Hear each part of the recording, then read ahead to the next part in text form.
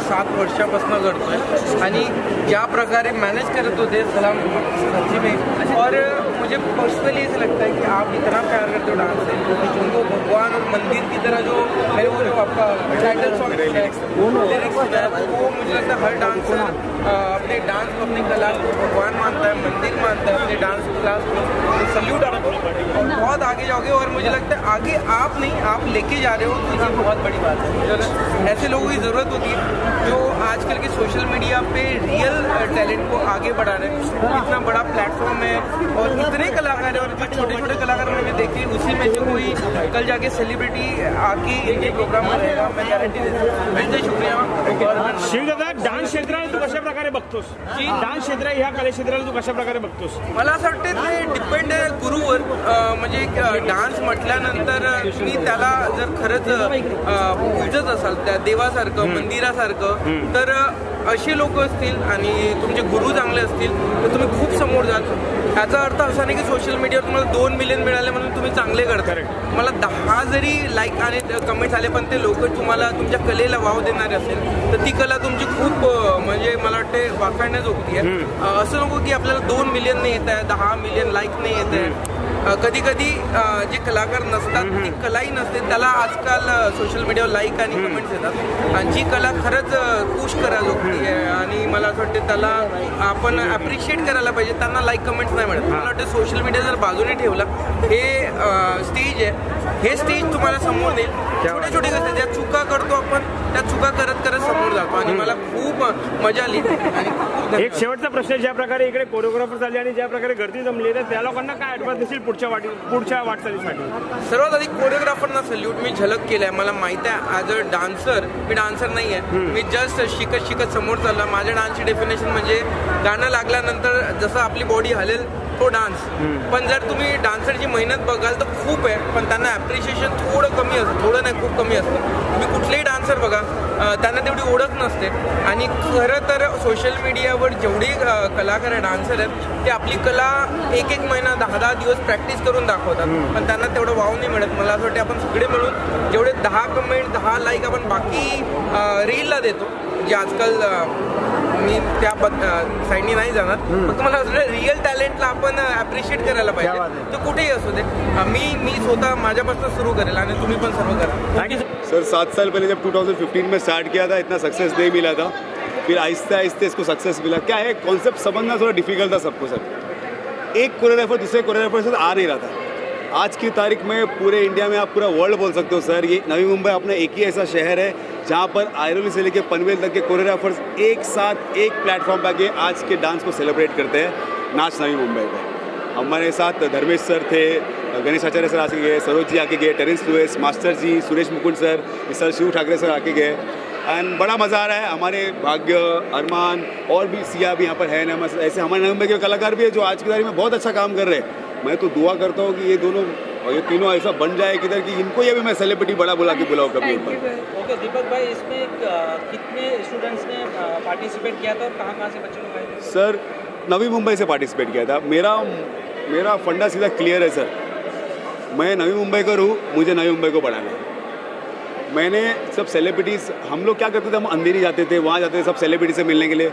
Sir Maine in बच्चों के लिए एक ऐसा प्लेटफॉर्म खड़ा कि अपना नहीं जाएगा कोई, मैं लेके आऊँगा यहाँ पर और तुम यहाँ मिलेंगे। ये मैंने काम किया था सर और मैं कोशिश कर रहा हूँ, आप सबकी दुआ है, स्पेशली मीडिया को थैंक यू बोलता है। हमेशा आप लोगों ने इतने साल से, मतलब 7 साल तो इवेंट को हुआ है, 3 साल गैप था, तो 10-11 साल से मेरे को कवर कर रहे हैं।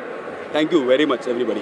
Deepak ji, this is the first time I am meeting you. Yes sir. क्या कहना रहेगा सर, जिस तरीके से हम देख रहे हैं कि so many unprivileged kids are also there who are जो टैलेंटेड है वगैरह, सब लोगों को कोरियोग्राफ वगैरह करके स्टेज पर अपने प्लेटफॉर्म पे उनको स्टेज पे खड़ा किया है, तो आपकी तरफ से उनको क्या क्या सहायता या फिर सपोर्ट मिल रही है? सर देखो, मेरे पास जब मैंने स्टार्ट किया था मेरे साथ कोई दीपक शेट्टी नहीं था, बराबर है। इनके पास दीपक शेट्टी है और मैं जितना प्लेटफॉर्म दे सकता हूँ मैं दूंगा। वो चाहे बच्चों को कुछ प्रॉब्लम हो उनको, या उनको यू नो हर टाइप के बच्चों को हमने प्लेटफॉर्म दिया। ये मंच है सबके लिए sir. In terms of sir देखो, अभी कुछ बच्चे हैं जो अनाथ आश्रम के बच्चे हैं जो यहाँ पर परफॉर्म करते हैं, यहाँ पर फिर कुछ डिसलेक्सिया जो बच्चे हैं वो परफॉर्म करते हैं। हमारा सुमित जाधव जिसके हाथ पैर कुछ भी नहीं बट दिल में जज्बा है, धर्मेश भाई जब आए थे उसको कंधे पे हाथ रख के बोला कि क्या बात है, इसको मैं कोशिश करूँगा इसको आगे लेके जाने के लिए। प्लेटफॉर्म सबके लिए सर, कोई छोटा बड़ा कुछ नहीं, सबके लिए प्लॅटफॉर्म भरा गया नाच नवी मुंबई. 2015 पासून सुरू नाच 2024 दीपक शेट्टी यांच्या माध्यमातून नवी मुंबई शहरामध्ये नवी मुंबईतल्या विविध भागातील ट्रेनिंग सेंटरमधून जे नृत्य कलाकार आहेत ते आपले परफॉर्मन्स करतात आणि एक नृत्याचा एक महोत्सव या ठिकाणी या सिडको एक्झिबिशनमध्ये होतो. दीपक शेट्टीच्या माध्यमातून 7वा सीझन नाच 2024 या माध्यमातून अतिशय चांगलं असं आयोजन या नृत्यकलेसाठी केलेलं आहे. मी दीपक शेट्टीचं मनापासून अभिनंदन करतो आणि निश्चितच कला क्षेत्रामध्ये दीपक शेट्टी विविध कला माध्यमातून पुढाकार ते घेत असतात.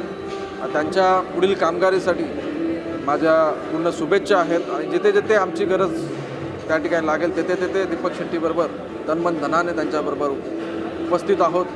आणि दीपक शेट्टी यांनी हे जे नवी मुंबई शहर इन्फ्रास्ट्रक्चर वाईज नंबर 1 आहे, व थोडं एंटरटेनमेंट आणि ग्लॅमरची त्या ठिकाणी गरज होती, तर ती दीपक शेट्टी आणि त्यांच्या सर्व टीमने पूर्ण केली आणि कला क्षेत्रामध्ये देखील नवी मुंबईचं नाव यापुढे पुढे.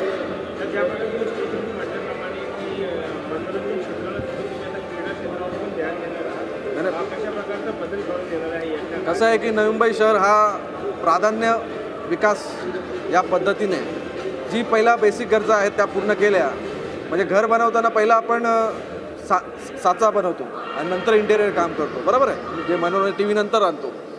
पण जो आपण आता मेन जो फाउंडेशन तयार केलेला आहे, तर आता क्रीडा, कला, सांस्कृतिक या सर्व क्षेत्रामध्ये नवी मुंबई हे ट्रेनिंग करून त्यांना एक प्रोत्साहन देऊन त्या ठिकाणी येणाऱ्या काळामध्ये नवी मुंबईच नाही तर महाराष्ट्र, देश पातळीवर, इंटरनॅशनल लेवलवरती नवी मुंबईचे आपले युवक तरुण हे तिकडे परफॉर्म.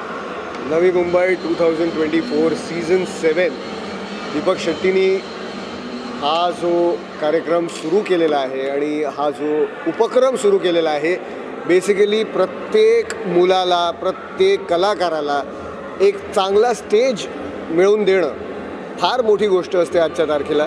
आणि I think Deepak Shetty is doing a fabulous job in that. आणि आमच्यासारखे मित्र त्याच्या पाठीशी नेहमीच आहोत.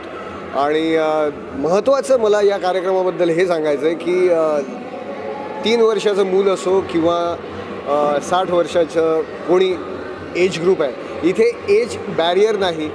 प्रत्येकजण एक याला म्हणतात, यावर्षी यांनी एक आया नाच का त्योहार केला आहे, फेस्टिवल केला आहे यांनी डान्सचा.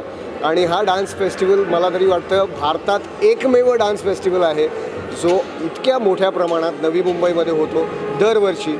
आणि I am just enjoying the performances.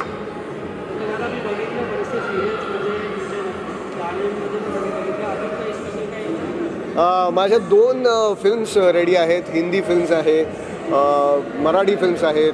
आत्ता सध्या फिल्म्सवरच काम सुरू आहे, म्युझिक व्हिडिओज सुरू आहेत. आणि आतापर्यंत जेवढं प्रेम मला तुम्ही प्रेक्षकांनी दिलं आहे तेच प्रेम मला, मी थोडासा हावरट आहे प्रेमाबद्दल, ते प्रेम मला कायम द्या आणि तुमची साथ मला अशीच राहू द्या.